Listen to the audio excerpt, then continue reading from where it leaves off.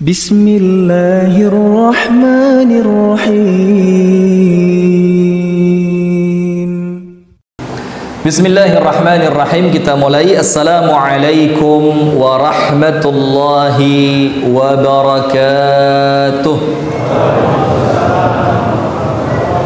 Hadirin sekalian, ibu-ibu dan bapak-bapak jamaah pengajian Masjid As-Sakinah, Perum, Mojoroto Indah, Kota Kediri, Barat Sungai, yang semoga kita bersama senantiasa dirahmati dan diberkahi oleh Allah Subhanahu wa ta'ala. Puji dan syukur alhamdulillah kita haturkan kepada Allah atas limpahan nikmat karunia Allah kepada kita semua. Kita dipertemukan oleh Allah Subhanahu wa ta'ala dalam majlis yang mulia ini dalam rangka melanjutkan membaca kitab Min Akhlaqis Salaf yang ditulis dan disusun oleh Asy-Syaikh Ad-Doktor Ahmad Farid hafizahullahu ta'ala. Kita berdoa kepada Allah ta'ala semoga apa yang kita amalkan dan kita niatkan di malam hari ini mendatangkan ridha dari Allah untuk kita bersama, dan kemudian amalan kita di malam hari ini oleh Allah diterima dan dicatat sebagai suatu ibadah. Amin ya rabbal alamin. Kemudian berikutnya salawat beserta salam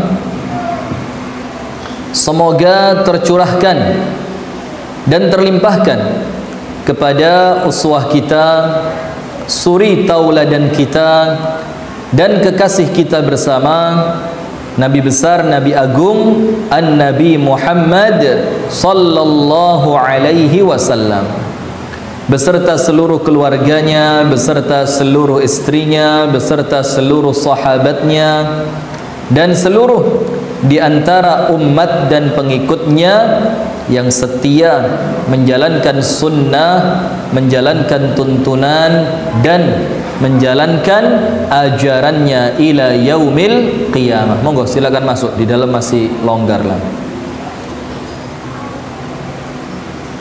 Jangan di sebelah selatan ya, geser ke utara saja, biar yang baru masuk tidak sungkan lewatnya. Ayo geser. Atau merapat ke depan, roto anget gitu ya. Hadirin sekalian, tema kita di malam hari ini sedikit berat, tapi ngelegakno hati. Sedikit berat tapi apa? Bikin hati kita ini lapang dan tenang. Dan ini lebih serius dibanding sebelumnya, karena ini tidak akan dimiliki dan tidak akan mampu untuk melakukannya kecuali orang-orang yang hatinya betul-betul sama Allah dikasih taufik, dikasih rahmat untuk bisa melakukan perbuatan tersebut. Temanya apa? Pada akhlak para salaf yang ke-13, yaitu wa min akhlaqihim radhiyallahu ta'ala anhum wa ardahum, dan di antara akhlak mereka yaitu para pendahulu kita, para salaf kita, yaitu para sahabat, para tabi'in, dan para tabi'ut tabi'in radhiyallahu ta'ala anhum ajma'in. Apa akhlak mereka? Kathratul afwi, banyak memaafkan. Banyak apa? Memaafkan. Jadi memaafkan bukan sekali dua kali, banyak. Banyak itu artinya apa? Sering, selalu, dan menjadi kebiasaannya. Banyak makan, sering makan, selalu makan, menjadi kebiasaannya makan. Banyak main, sering main, selalu main, dan kesukaannya main. Sering tidur, banyak tidur, ya semisal itu. Nah, maka akhlaknya para salaf bukan sesekali memaafkan, bukan, banyak memaafkan. Artinya nanti ceritanya keren-keren nanti. Nanti ceritanya apa? Keren-keren insya Allah.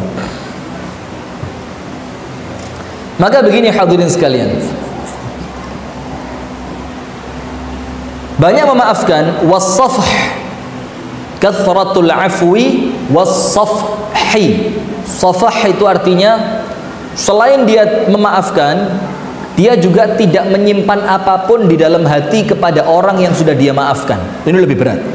Kalau memaafkan kadang-kadang ada istilah apa? Iya, saya maafkan tapi saya tidak lupakan. Kan ada orang begitu ya. Tapi kalau safhi itu artinya sudah orangnya dimaafkan, di dalam hati kita wes tidak ada apa-apa, sudah ya biasa. Masya Allah, ini hanya untuk orang hebat yang bisa ini. An kulli man adzahum bi dharbin, memaafkan dan betul-betul lapang hatinya kepada siapapun. Man adzahum bi dharbin, yang menyakiti dia dengan pukulan, pukulan atau apa? Tendangan atau semisalnya. Wa akhdhi malin, ngambil uang kita, uang antum diambil, kuruk, antum dicurangin, diakalin, nimbang tidak tepat, ngukur ditipu, dikurangin, maafin. Au wuqu' fi 'ird au nahwi dzalik, atau menjatuhkan kehormatan atau yang semisal dengan itu. Dan hati-hati, hati-hati. Pukulan, kisosnya pukul, pak, selesai urusan. Ambil duit, kembaliin duitnya, orang yang memaafkan, selesai. Tapi kalau kehormatan, nah ini tidak ada bisa dinilai dengan harta. Betul tidak? Dan kadang-kadang minta maafnya pun, begitu pula memaafkannya pun, ketika yang diserang itu kehormatan, tidak semudah ketika yang diserang itu harta atau fisik. Iya benda? Betul. Iya benda? Kayak tahu aja. Pernah? Nah, semua merasakan insya Allah ya, yang semacam itu. Nah, tapi kalau kita mau mengikuti akhlaknya para salafun salih, kalau kita mau mengikuti akhlaknya para salaf, maka yo ini diikuti. Apa itu? Loh, namanya salaf itu yo gemar memaafkan. Itu salaf. Dan akhlaknya Rasulullah itu tidak pernah marah kalau yang disakitin itu dirinya. Tapi ketika yang disakiti adalah syariatnya Allah, Rasul tidak pernah diam. Jangan dibalik. Kalau syariat diserang diem, tapi ketika dirinya yang diserang, panas, membara. Ini emotikonnya langsung api yang keluar ini. Ini kebalik. Dan lucunya lagi di tempat kita ini, ketika yang diserang kelompoknya tidak ada maaf, tuntut sampai pengadilan. Tapi ketika yang diserang syariat, umat Islam itu pemaaf. Kita ini dianjurkan untuk memaafkan. Ini ada yang kebalik di sini. Ada yang perlu kembali dirapikan. Jadi perlu kalau HP rusak itu apa? Perlu di flash ulang ini. Restart tidak cukup, harus di install ulang ini. Kenapa? Ada yang kebalik ini, skala prioritasnya kebalik. Jadi aulawiyatnya salah. Mana yang prioritas? Karena apa? Kalau syariat yang dirusak, antum tidak berhak memaafkan loh. Karena syariat ini milik siapa? Allah. Faham ya? Sudah. Kenapa mereka para salaf senantiasa memaafkan?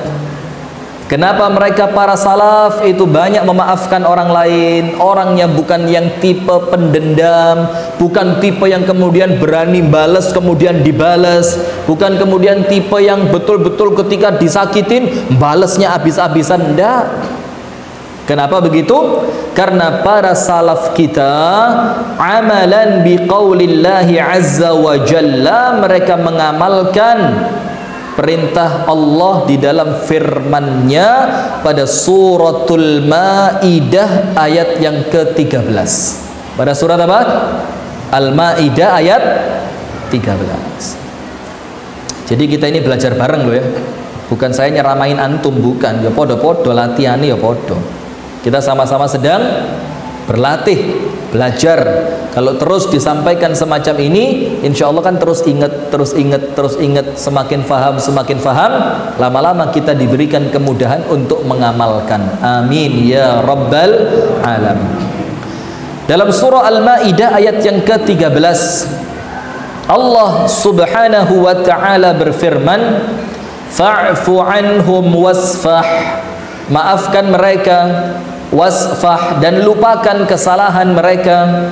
Innallaha yuhibbul muhsinin, dan Allah, sesungguhnya Allah cinta kepada orang yang berbuat kebaikan. Artinya ini ada 3 perintah Allah kalau antum dizolimin. Ada 3 perintah Allah ketika antum sedang dizolimi. Nomor 1, fa'fu anhum, maafkan. Maafin sudah. Perintah lu ini.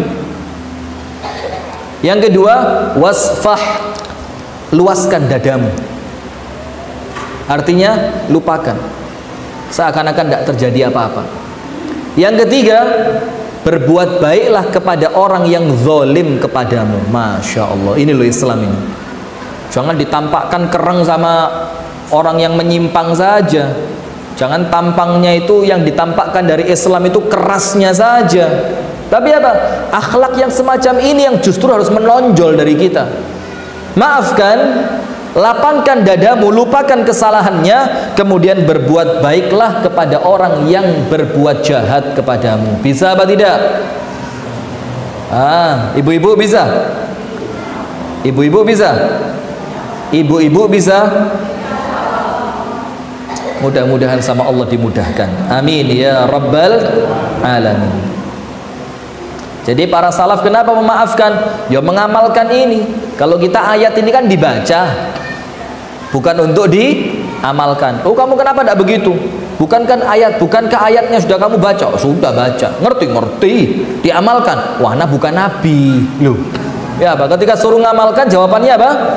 Ana bukan nabi. Loh, ini Quran bukan buat Nabi Muhammad toh ini. Justru kita lebih penting untuk mengamalkan Al-Quran ini. Ayat yang kedua, wa biqaulihi azza wa jalla, dan mereka mengamalkan firman Allah azza wa jalla pada surah Ali Imran ayat 134. Wah, Ali Imran berapa? 134. Masya Allah, kalau baca yang seperti ini malu kita, malu. Allah menceritakan mengenai calon penghuni surga, orang-orang yang pantas masuk surga. Di antara sifat mereka apa? Alladzina yunfiquna fis sarra'i wad dharra, yang sedekahnya itu ndak angin-anginan, tetap karena passionnya dia itu sodako. Wah, keren kan? Jadi orang itu sudah jiwanya, dia jiwa sodako, jiwanya. Jadi kalaupun ndak punya, karena sudah jiwanya ngetokno itu enteng. Kenapa? Passionnya dia sudah. Dan ini perlu dilatih. Maka perbedaan sedekahnya Asma dengan Ibunda Aisyah tahu? Asma binti Abu Bakar, saudarinya Ibunda Aisyah, dengan Aisyah radhiyallahu taala anhuma, mereka dua-duanya dermawan, tapi kedermawanannya berbeda. Tapi loman karo-karo, sama seperti ibu-ibu di As-Sakinah ini. Alhamdulillah, loman tapi gaya lomannya beda. Kalau Ibunda Aisyah dapat keluar, begitu terus. Jadi tidak pernah tersimpan di rumahnya. Pokok oleh metu. Sampai suatu hari Ibunda Aisyah ini pernah dalam keadaan puasa 3 hari berturut-turut, buka puasanya cuma air putih. Hari itu dapat kiriman makanan enak sama Ibunda Aisyah, diberikan langsung ke orang lain. Pembantunya kaget. Ummul Mukminin, 3 hari sudah kamu tidak makan. Kamu dapat makanan kenapa dikasihin orang? Apa kata Ibunda Aisyah? Kamu tidak ngingetin saya dari tadi. Coba kamu ingetin dari tadi, saya sisakan sebagian untuk saya buka puasa. Saya tidak ingat diri saya sendiri. Subhanallah, lihat ini. Kita tidak ingat orang lain. Insya Allah. Sudah. Itu Ibunda Aisyah dapat langsung dibagi. Kenapa? Nyontoh suaminya. Mencontoh siapa? Suaminya. Siapa suaminya? Rasulullah sallallahu alaihi wasallam, yang Anas ibnu Malik mengatakan Rasul itu sallallahu alaihi wasallam lebih dermawan dibandingkan angin yang bertiup. Nah ini kan pas di As-Sakinah ini kan ada angin dari gunung keren Klotok, gunung Al-Klotokiyah. Maka orang yang dekat gunung Klotok namanya misalkan Pak Sabto Al-Klotoi. Kenapa Al-Klotoi? Karena tinggalnya dekat gunung Klotok. Astagfirullahaladzim. Lanjut. Kalau Asma, maka Rasulullah dikatakan oleh Anas bin Malik radhiyallahu taala anhu, Rasulullah sallallahu alaihi wa alihi wa sahbihi wasallam itu lebih dermawan minar rihil mursalah, dibandingkan angin yang bertiup. Artinya apa? Terus metu kabeh. Tidak ada yang disimpan. Itu Ibunda Aisyah dapat langsung keluar. Sementara Asma binti Abu Bakar binti Abi Bakar radhiyallahu taala anhum ajma'in itu apa? Dikumpulkan sedikit demi sedikit. Kalau sudah cukup diberikan kepada orang. Tujuannya apa? Supaya orang yang dikasih itu betul-betul puas dengan pemberiannya. Maka uang yang diberikan itu cukup untuk modal kerja, cukup untuk nikah. Ini pemuda-pemuda sabar ya. Mudah-mudahan kita mendapatkan pemimpin seperti Umar bin Abdul Aziz. Amin ya rabbal alamin. Umar bin Abdul Aziz itu membiayai pernikahan anak muda dari uang negara. Suka apa enggak? Rabi kabeh langsung. Bayangin pernikahan anak muda itu semuanya dibiayai oleh Baitul Mal negara. Karena apa? Anak muda kan normal. Kadang-kadang anak muda itu kalau tidak lahir dari anaknya orang kaya, nikah kan berat. Membiayai sendiri, cari uang kan berat. Maka Umar bin Abdul Aziz tidak kepingin anak muda ini rusak karena perzinaan. Karena dia tahu pentingnya anak muda, maka dibiayai pernikahannya dari uang negara. Kira-kira kalau ada usulan begini, antum setuju tidak? Bayar pajak gak tahu, setuju ya. Sudah lanjut. Maka Asma begitu. Kalau Asma radhiyallahu taala anha dikumpulkan sedikit demi sedikit, baru kemudian setelah jumlahnya cukup disedekahkan. Dua-duanya baik dan dua-duanya orang dermawan. Kenapa? Bapaknya dong lihat. Siapa bapaknya? Siapa ayahnya mereka berdua? Abu Bakar. Abu Bakar ketika sedekah semuanya dikasihin. Sampai Rasulullah aja kaget. Abu Bakar, wa ma abqaita li ahlik, apa yang kamu tinggal untuk anak dan istrimu? Mantep jawabannya, tidak kaleng-kaleng. Jawabannya mantep. Abqaitu lahumullaha wa rasulah, aku tinggalkan untuk anak dan istriku Allah dan Rasulnya, dan itu cukup untuk mereka. Berani bilang gitu ke istri.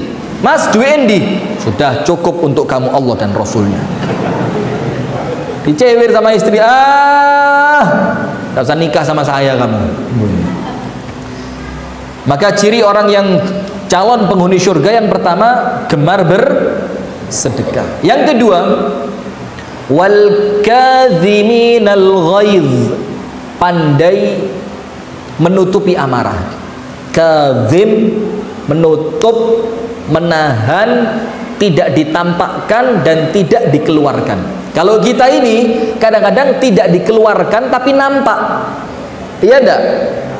Walaupun enggak berani marah, tapi mukanya menunjukkan muka orang enggak seneng. Iya benda? Iya, istri kita di rumah gitu, marah enggak berani sama suami karena dia ngerti marah sama suami dosa besar, tapi mukanya kecut. Ibu-ibu begitu? Jujur, alhamdulillah, iya, maka tidak boleh. Kalau mau jadi penghuni surga, ya tidak dikeluarkan kemarahannya, juga tidak ditampakkan dari air mukanya. Tidak, biasa. Berat tidak? Ya memang berat. Karena pahalanya bukan piring cantik. Pahalanya apa? Surga. Kalau ringan, hadiahnya piring cantik. Ada tulisan wings belakangnya. Mau makan wedi ono sabune ora, sabune ora. Khawatir ada racunnya. Jadi cirinya apa? Wal kadhiminal ghaiz, orang yang pandai menahan amarahnya. Maka Rasulullah mengingatkan, orang kuat itu siapa sih? Bukan orang yang seperti Habib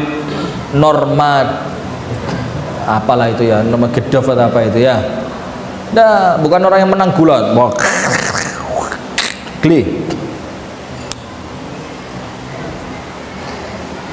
Badan gede nyali kecil. Nafsu besar tenaga kecil. Mendingan cilik-cilik ini tapi nyali gede. Wah. Ikul juga, kul. Kapan nikah? Insya Allah, semua insya Allah kul. Yang pasti itu kapan? Tahun depan Ustaz. Wah gitu. Kapan? Kapan? Lagi? Loh sudah nikah ikul? Belum, ngawur nanti geli. Oh geli jangan macam-macam. Istrinya kenal sama saya, bahaya kalau saya semangatin istrinya nyerang saya langsung. Ustadz hati-hati, besok Ustadz dapat berita di koran Radar Kediri pembunuhan karena suami ingin nikah lagi. Wih, hati-hati. Maka Rasulullah mengatakan orang yang kuat bukan orang yang menang ketika main gulat. Jadi ketika gulat menang, ototnya kuat, itu bukan orang kuat. Orang kuat itu yang jiwanya mateng, orangnya dewasa. Orang yang mateng itu bagaimana sih? Dia tidak berubah dengan kondisi sekitarnya. Dia tetap dia. Mau orang lain suka, tidak suka, saya begini ya begini. Itu orang mateng namanya. Kalau setengah mateng ya gitu. Orang menghina, ciut. Orang memuji, wah bangga, semangat. Setengah mateng. Setengah mateng. Ini kaleng ini. Kaleng-kaleng. Ya, tapi kalau mateng itu dia tidak terpengaruh dengan cuaca. Mau cuacanya lagi mendukung apa tidak mendukung, berangkat.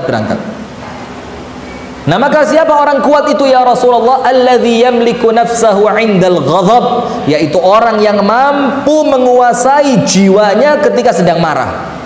Itu orang kuat. Kenapa? Tidak dijajah oleh orang lain. Merdeka hidupnya. Aku ngene kok. Apa inti? Inti bikin saya marah. Sekarang saya tidak marah. Saya merdeka, saya tidak mau diatur sama kamu. Maka ada tulisan bagus kan, ada penjual sama pembeli, penjualnya nyolot luar biasa. Nyolot itu apa? Penjualnya terus gayanya itu mokong gitu. Berapa sekilo? Punya duit beli. Oh ya punya 47.000 ya, beli sekilo. Timbang sendiri, nyuruh-nyuruh. Sih timbang. Mana bungkusnya? Loh, minta bungkus, nambah 200. Iya, saya tambah 200. Terakhirnya si pembeli bilang apa? Terima kasih ya Mbak. Orang lain kaget. Loh, kamu kok terima kasih? Jualannya kayak gitu. Loh, kalau dia jahat, biar dia jahat. Tapi saya tidak mau jahat. Ini orang mateng ini. Bisa begitu. Jadi baik buruknya Anda bukan diatur orang lain. Ini jamaah sakinah ini. Jamaah mana? Sakinah. Amin ya rabbal alamin. Wal kadhiminal ghaidh, orang-orang yang pandai menahan amarahnya. Jadi tidak nampak dari ucapan, dari perbuatan, bahkan dari air muka tidak kelihatan. Ibu-ibu susah sih. Ibu-ibu ini marah dimpet tapi mukanya ditekuk. Naik mobil gitu, nutup pintunya nggak seperti biasanya ini. Coba mobil-mobil tahun 80-an gitu ditutup cerwet ucul kadang-kadang. Tenaganya over. Coba tenaga yang over tadi buat mijitin suami lebih manfaat itu. Sayangnya buat banting pintu mobil. Keradak. Mobil ini suami nyetir gini toh.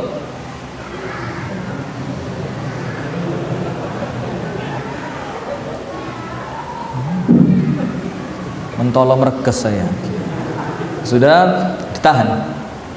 Setelah dia tahan amarahnya, dia bukan cuma nahan amarah, tapi apa? Setelah ditahan sukses, baru orangnya dimaafkan. Ini ada tahapan menguasai diri dalam Al-Quran. Ini ada metodenya, ini tidak sembarangan. Kemudian orang yang tidak dimarahin tadi dimaafkan. Berikutnya, wallahu yuhibbul muhsinin, disuruh berbuat baik sama orang yang bikin antum marah tadi. Maka nomor satu untuk menguasai diri bagaimana? Diempet disik. Setelah diempet, tarik napas, pakai zikir, dipikir yang jernih, orangnya dimaafin. Setelah hatinya lebih plong lagi, setelah orangnya dimaafkan selesai, kemudian apa? Orang yang bikin antum marah itu dikasih hadiah. Ini ya, anak kasih hadiah buat antum. Minyak wangi, syurban, sejadah, makanan, kasih. Itu baru orang mateng dan itu orang Islam tulen. Itu orang Islam apa? Tulen. Maka mereka mengamalkan dua ayat ini. Dan kemudian mereka melakukan yang semacam ini untuk apa?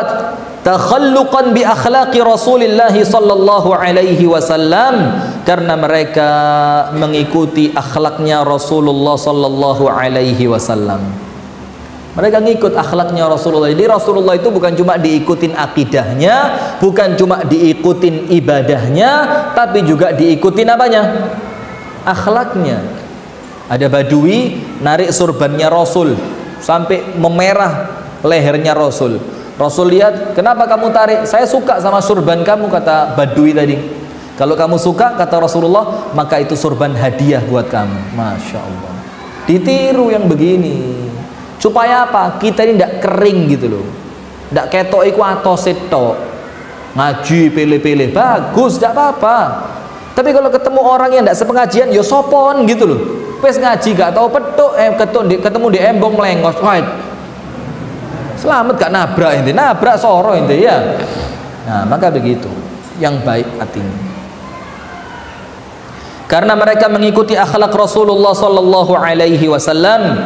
Bagaimana akhlak Rasulullah sallallahu alaihi wa alihi wasallam? Haitsu kana la yantaqimu li nafsihi, tidak pernah marah kalau dirinya yang diganggu. Wa innama yantaqimu idzan tuhikat hurumatullah azza wa jal. Tapi Rasulullah marah ketika yang dirusak, ketika yang diganggu, ketika yang disakiti, itu syariatnya Allah subhanahu wa ta'ala. Marah Rasulullah. Kalau yang diganggu apa? Syariatnya Allah. Dan kita sekarang enggak. Ada syariat dirusak, ngamuknya kepada sesuatu yang enggak prinsip. Jadi kita sekarang ini mulai bingung mana yang prinsip, mana yang bukan prinsip, mana yang utama, mana yang bukan utama. Kesian orang kita ini sekarang, ya Allah. Kenapa? Ya kesian lah.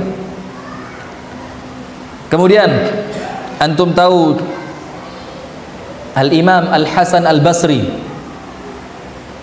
putra susu dari istri Rasulullah sallallahu alaihi wasallam, yaitu Ummu Salamah radhiyallahu taala anha wa ardhaha. Maka kalau Imam Hasan Basri sehebat itu, jangan kaget. Air susu yang mengalir di tubuh Imam Al-Hasan Al-Basri itu air susu istrinya Rasulullah. Itulah kenapa Rasul mengatakan fa innal labana yushabbih, air susu itu mempengaruhi tumbuh kembang anak turun kita. Maka Rasulullah mengatakan apa? Naha antustardu al-hamqa. Rasulullah melarang perempuan yang tidak pintar nyusuin anak. Seneng ibu-ibu, wah mulai gak nyusoni wes. Loh kenapa gak nyusuin? Kata Ustadz Rifki, Rasulullah melarang perempuan bodoh nyusuin anak. Saya kan gak naik kelas mas, jadi saya gak usah nyusuin lah, males kalau ini. Yang dimaksud hadis ini apa? Kalau cari ibu susu. Kalau cari apa? Ibu susu. Kan orang Arab dulu kepingin punya anak banyak. Sementara ada sebagian perempuan yang kalau nyusuin dia tidak bisa hamil, maka dihentikan nyusuinnya, anaknya dicarikan ibu susu. Maka kalau cari ibu susu, cari yang pinter, karena air susunya itu berpengaruh. Nah maka ini terbukti Imam Hasan Al-Basri disusuin oleh Ummu Salamah radhiyallahu taala anha wa ardhaha. Nah suatu hari ceritanya begini. Al-Imam Al-Hasan Al-Basri ini di suatu malam berdoa. Doanya Masya Allah, doanya panjang. Doanya apa? Panjang.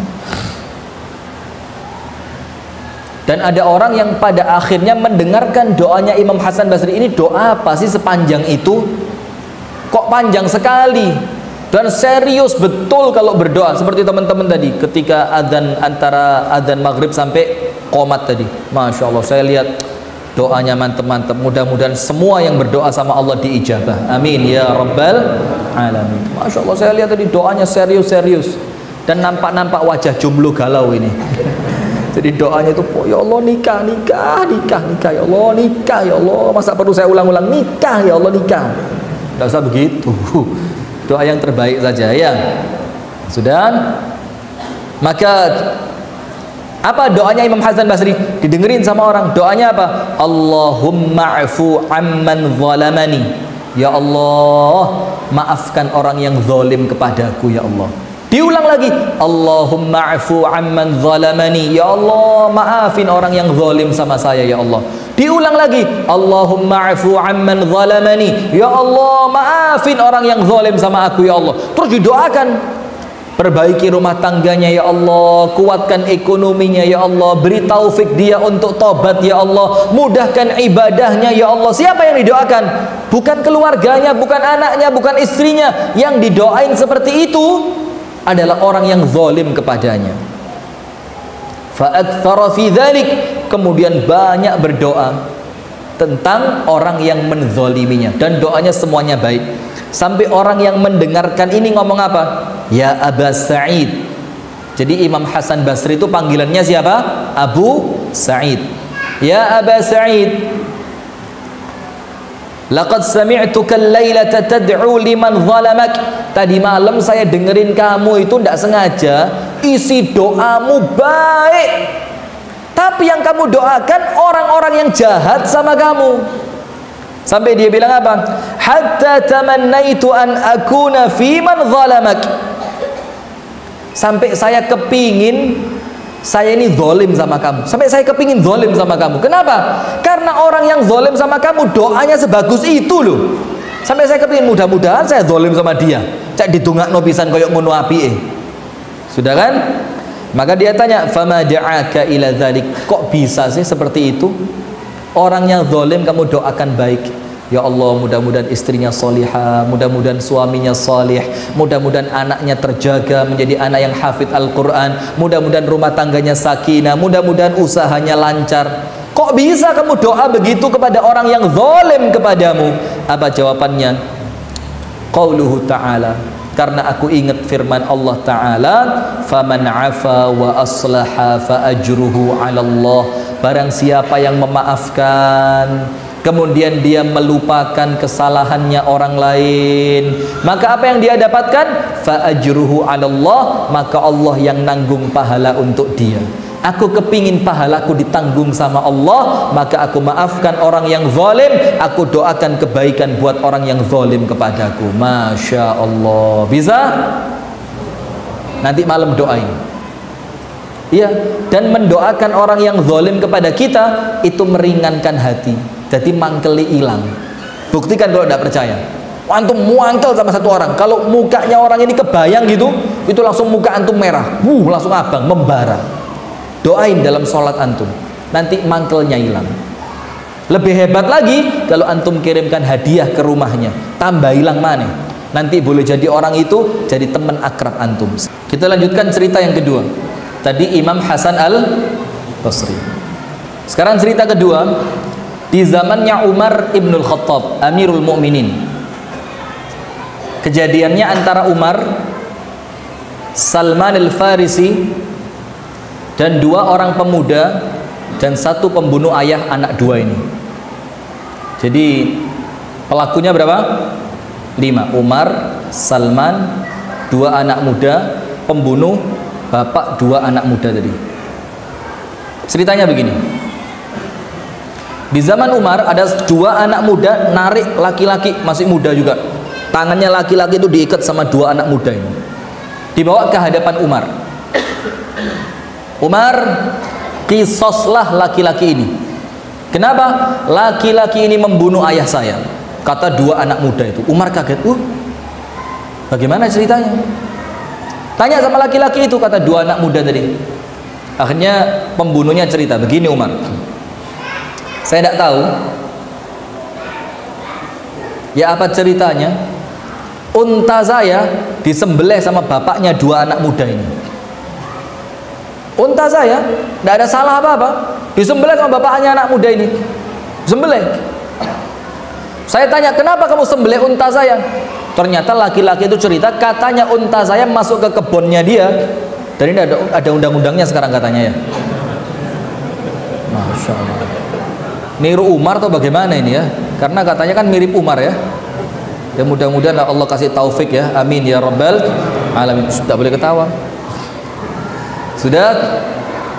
Unta saya masuk ke kebunnya dia marah. Dia sembelih, mati unta saya. Sementara itu unta bakal saya pulang. Karena saya marah, ganti saya sembelih orangnya. Wah, ini jantan ini. Saya sembelih orang itu, mati. Anaknya nggak terima. Ya mesti ya, Pak. Ya. Anaknya tidak terima. Akhirnya saya diikat sama mereka, dibawa ke hadapan kamu. Kata Umar, oh ya sudah, kalau begitu ya qisas. Kamu di hukum qisas, bunuh. Sudah. Laki-laki pembunuh tadi bilang apa? Saya minta waktu. Kenapa? Karena saya datang ke Madinah ini ada amanah yang disuruh kaum saya. Saya minta waktu 3 hari. Saya selesaikan urusan ini di kampung saya, biar mereka tidak nuduh saya khianat amanah. Setelah 3 hari urusan selesai, saya balik sebelum matahari terbit. Kata Umar, terserah anak muda ini. Kemudian laki-laki itu bilang, pembunuh tadi bilang, ya memang harus begitu. Kata dia, tidak mungkin saya pulang ini, tidak mungkin saya dibunuh, karena saya megang amanahnya orang. Akhirnya Umar bilang, ya wes, tidak apa-apa, tapi syaratnya satu. Sebelum 3 hari kamu kembali sebelum matahari terbit, dan harus ada orang yang menjadi wakil atau kafil, penjaminmu. Jadi kalau kamu tidak kembali, orang itu yang dibunuh. Boys, kira-kira ada yang berani tidak jadi penjaminnya ini? Bukan rumahnya disita loh, orangnya dibunuh penjaminnya kalau ini pembunuh tidak balik. Ternyata subhanallah, Salman Al-Farisi angkat tangan. Saya Umar penjaminnya dia. Umar bilang, Salman, la ta'rifuhu wa anta la ta'rifu makanahu. Kamu tidak kenal orang ini dan kamu tidak tahu di mana rumahnya orang ini. Kalau dia tidak kembali, hilang sudah, kamu mati. Kata Salman, Salman siap mati untuk orang ini. Lihat ini, orang muslim, lihat. Kita ya Allah, orang pinjam duit 1 juta itu loh, weh lek takon saulan. Baliknya kapan? Jaminanmu apa? 1 juta. Ini mati siap untuk saudara muslimnya. Sudah. Kata Umar, ya sudah, kalau kamu tahu resikonya. Saya tahu. Pulang ini laki-laki pembunuh tadi. Pulang. Hari pertama biarin santai. Hari kedua, hari ketiga, hampir matahari tenggelam, tidak balik laki-laki itu. Wih, mulai bingung kabeh. Umar khawatir, aduh Salman, la ya'ud hadzal qatil. Tidak balik ini pembunuh. Maksud saya harus bunuh kamu, kata Umar. Salman bilang, ya temain, tenang, jangan khawatir. Orang Islam itu tidak mengingkari janji. Wih, tenangnya Salman, lihat. Umar khawatir, bukan khawatir apa? Maksud saya bunuh Salman Al-Farisi? Sudah, ditunggu, hampir masuk itu matahari. Coba ini masuk, Salman dibunuh sudah. Wah, ada laki-laki dari kejauhan lari, kelihatan bayangannya, lari cepet ya, lari dia. Kata Umar, saya tunggu sebentar, kita tunggu siapa yang lari itu. Jangan-jangan pembunuhnya. Betul, ternyata pembunuhnya lari untuk cepat-cepat sampai di hadapan Umar, karena khawatir orang lain yang dibunuh gara-gara perbuatan dia. Sudah, setelah sampai di hadapan Umar, keringetnya sak jagung-jagung. Wah, baca, capek dia. Tanya sama Umar, al-qatil, pembunuh, lima ta'ud, kenapa kamu balik? Kalau kamu tidak balik, kami tidak tahu rumah kamu di mana, dan kami tidak mungkin bisa menemukan kamu. Kan enak kamu tidak mati, kata Umar. Apa kata laki-laki itu? Saya tidak mau.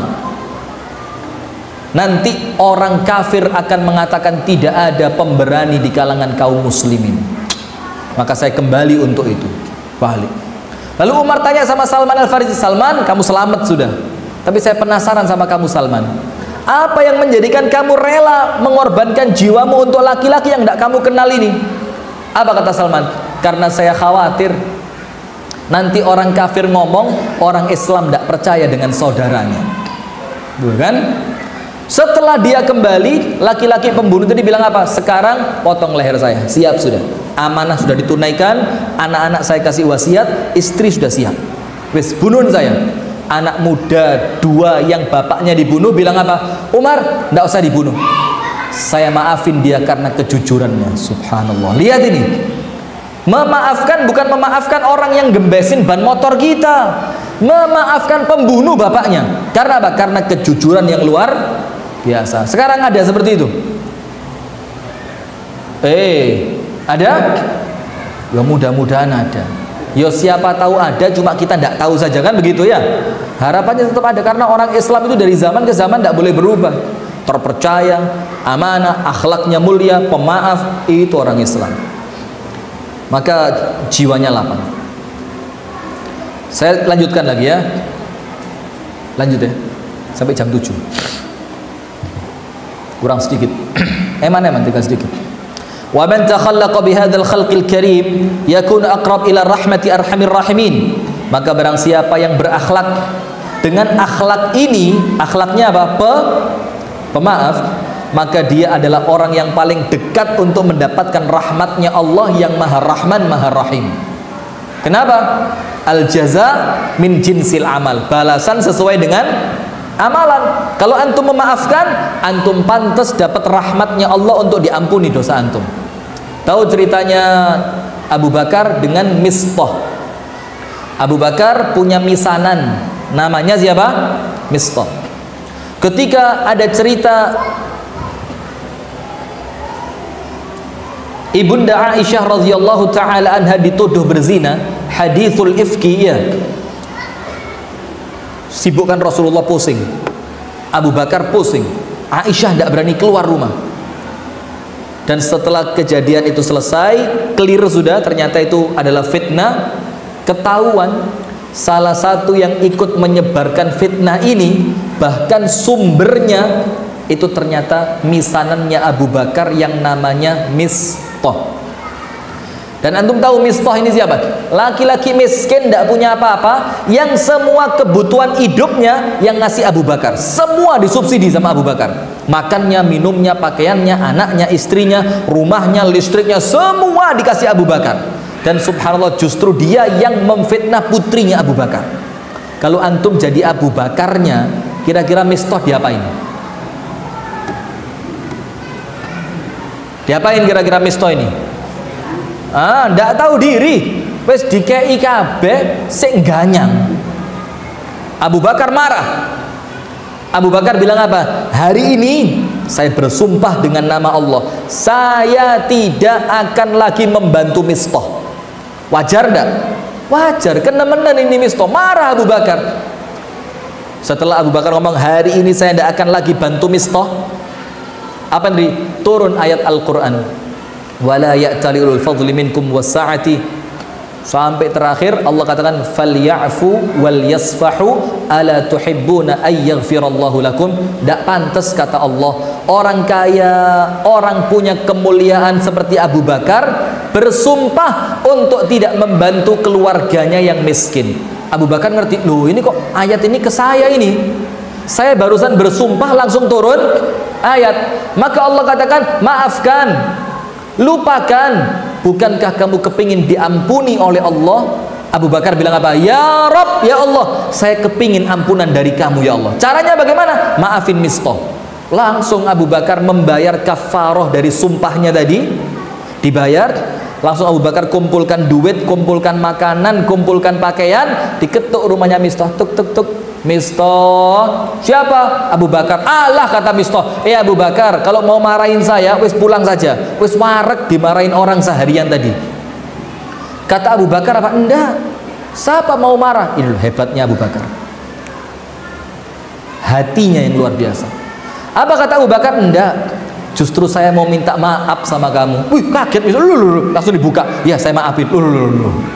Kenapa kamu minta maaf? Kata Mistah, begini, saya tadi bersumpah tidak akan bantu kamu, ternyata oleh Allah diingatkan tidak boleh bersumpah tidak bantu orang lain, maka saya minta maaf karena tadi saya sempat bersumpah tidak bantu kamu. Maka mulai hari ini Mistah, semua kebutuhan kamu balik saya yang penuhi. Kenapa begitu? Karena butuh ampunan dari Allah. Contoh yang lain, yang suka memaafkan sama Allah dimaafkan. Saya sering ceritakan, orang yang pedagang kaya senengane ngutangi orang lain. Masih ingat cerita itu? senengane ngutangi orang. Ketika orang yang punya utang jatuh tempo, dikirimkan tukang narik utang. Bukan debt collector tapi sebelum dia berangkat dikasih tahu, kamu lihat ya, kalau orang yang kamu tagih utangnya mukanya kelihatan tidak punya duit, mukanya kelihatan susah, bilang sama dia, utangnya tidak usah dibayar, diikhlaskan. Kata tuannya apa? Mudah-mudahan dengan itu nanti Allah memaafkan dosa kita di hari kiamat. Betul, diutang tidak ada ikhlas, diutang ditagih tidak ada ikhlas.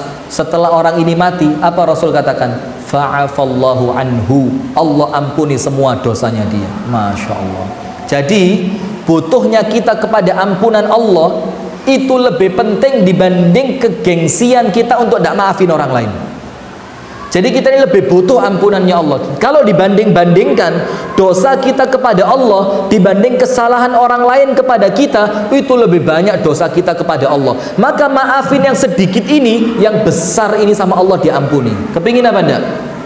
Nah, ojo sempit hati ini. Bukan. Lebarkan hati kita ini. Wa kana Ja'far ibnu Muhammadin yaqul, Ja'far bin Muhammad rahimahullahu ta'ala mengatakan, li'an andama fil afwi ahabbu ilayya min an andama 'alal uqubah. Saya salah, akhirnya menyesal ketika memaafkan orang lain, itu lebih bagus dibanding saya salah menghukum orang lain. Jadi memaafkan orang, ternyata orangnya tidak pantas dimaafkan, akhirnya nyesel, apa tak maafin, itu lebih bagus dibanding Anda salah menghukum orang lain. Karena kalau Anda salah memaafkan, pahala tetap Anda dapat. Tapi kalau salah menghukum, dosa yang pasti dan orang itu tidak pantas dihukum, itu jadi kezaliman yang luar biasa. Yang terakhir, Imam Qatadah ditanya, man a'dhamun nasi qadran. Imam Qatadah, siapa manusia yang paling utama? Siapa manusia yang paling utama? Apa jawabannya Imam Qatadah? Aktsaruhum afwan, yaitu orang yang paling banyak memaafkan. Itu orang yang paling utama. Kemudian ada cerita salah seorang laki-laki di kalangan salaf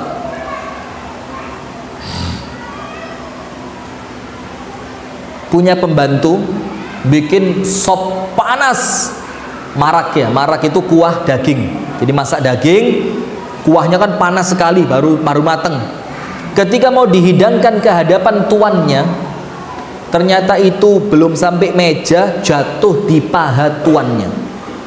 Bayangin. Jadi ini bukan numpain gelas minuman, satu panci kaldu daging panas tumpah ke paha tuannya. Tuannya mau marah, budaknya ngerti ilmu. Nah ini loh, masih ada di pembantu lek ngerti ilmu tetap hebat. Dibilang apa? Ya sayyidi, wahai tuanku, Allah berfirman dalam Al-Quran, wal kadhiminal ghaiz, orang yang pantas masuk surga itu pandai menahan amarahnya. Tuannya tidak jadi marah, tarik nafas, surga ya wis, tak tahan amarah saya, tidak jadi marah.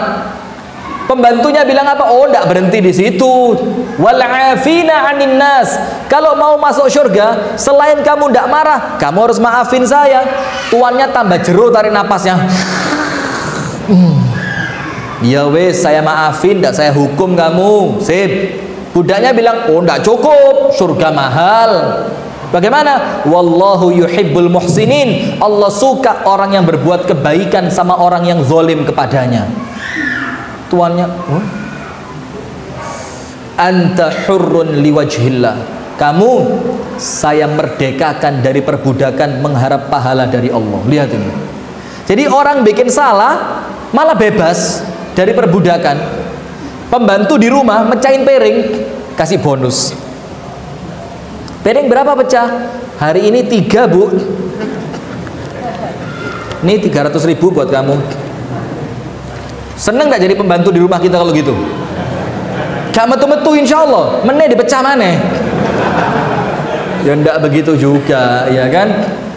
Tapi begitu, karena apa? Kita mengharap surga, dan surga yang mau kita masukin itu ndak cukup hanya sekedar dengan senyum kepada orang lain, ndak cukup. harus masang badan untuk memaafkan orang lain. Maka subhanallah, ayo hati ini dijembarno. Orang-orang yang tidak suka sama antum, sholat malam antum ingat wajahnya, antum doain dalam sujud. Orang-orang yang suka memfitnah antum, menghibah antum, menggonjeng antum, mengatakan yang tidak baik tentang antum, ingat namanya, ingat wajahnya, doain yang baik dalam sujud. Hilang itu marah-marah itu, hilang, lapang dada langsung insya Allah. Nah maka ada seorang laki-laki tanya kepada Rasulullah, ya Rasulullah, kam na'fu 'anil khadim ya Rasul, berapa hari, berapa kali, ibu-ibu dengerin, bu, ibu-ibu, bu, oh enggak usah ngamuk, santai, sabar, enggak boleh marah. Begini bu, dengerin. Ada seorang laki-laki tanya sama Rasulullah dalam hadis yang sahih, ya Rasulullah, kam na'fu 'anil khadim ya Rasul, berapa kali dalam satu hari kami maafkan pembantu kami?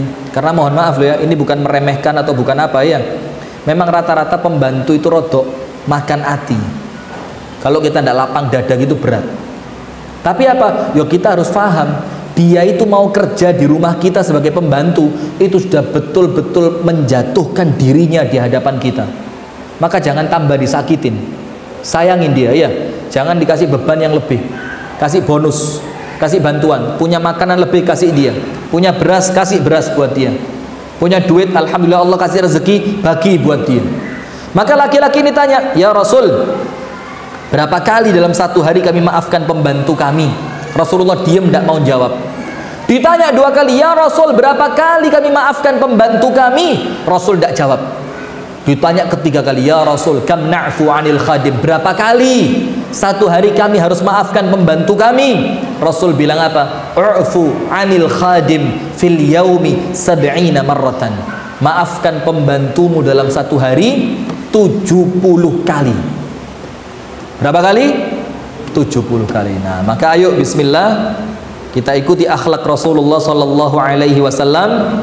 Kita maafkan orang-orang yang zalim sama kita, karena mohon maaf, zalimnya kita sama orang lain lebih banyak dibanding kezaliman yang kita rasakan dari orang lain. Kalau mau zalim kita sama Allah dia maafkan, maka maafkan kezaliman orang lain kepada kita. Semoga ada manfaatnya.